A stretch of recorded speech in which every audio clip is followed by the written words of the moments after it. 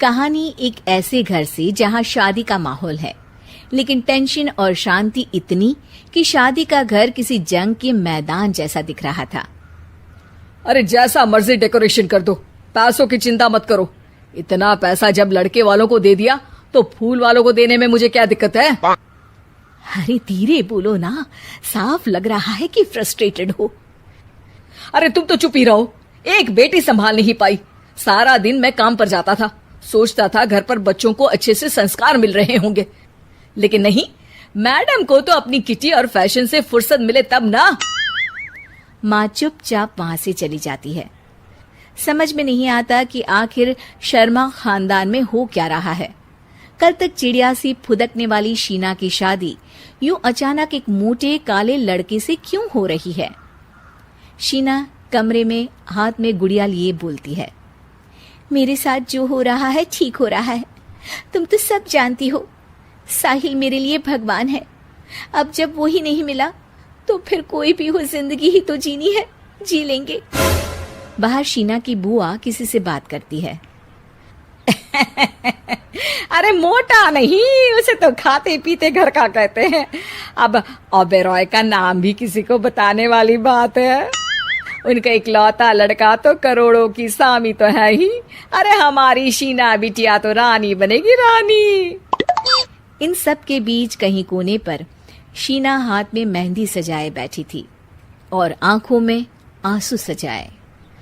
और वो समय भी आ जाता है जब शीना मंडप के नीचे हाथ में वरमाला लिए खड़ी होती है, लेकिन तभी अफरा तफरी मच जाती है।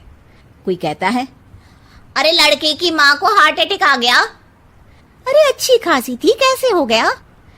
अरे कहते हैं ना, किसी किसी लड़की के पैर अच्छे नहीं होते। हो सकता है कि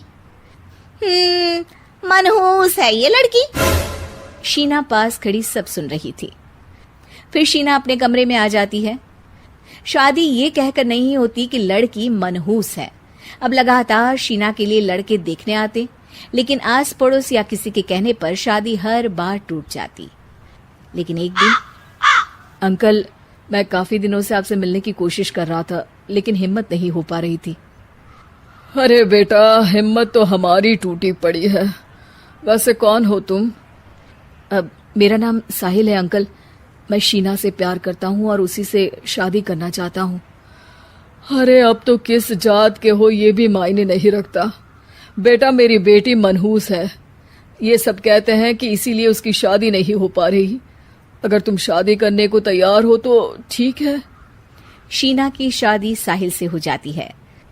अगले दिन साहिल की माँ का देहांत हो जाता है और एक बार फिर लोग शीना को अपशकुनी कहने लगते हैं। अरे खा गई दीदी को ये। अरे क्या जरूरत थी साहिल किसी मनहूस को घर लाने की? पर बुआ, माँ की तो तबीयत पिछले कई साल से खराब थी। डॉक्टर्स ने जवाब दे दिया था। क्या पता ये भी उनका सौभाग्य हो कि वो बहू का मुंह देख पाई। अरे बहू का मुंह देख पाई, या ये कह लो कि बहू का मुंह देखते ही स्वर्ग लोक सिधार गई। खैर, हमें क्या, घर तुम्हारा है, हम तो चले। अब शीना को खुद पर ही शक होने लगता है कि कहीं सच में वो अपशकुनी तो नहीं। साहिल, हम दोनों की शादी नहीं हुई होती तो अच्छा था। देखो ना, कैसे पहले मेरी शादी टूटती थी और अब तुम्हारी माँ भी। अरे ऐसा कुछ नहीं होता शीना। अपशकुनी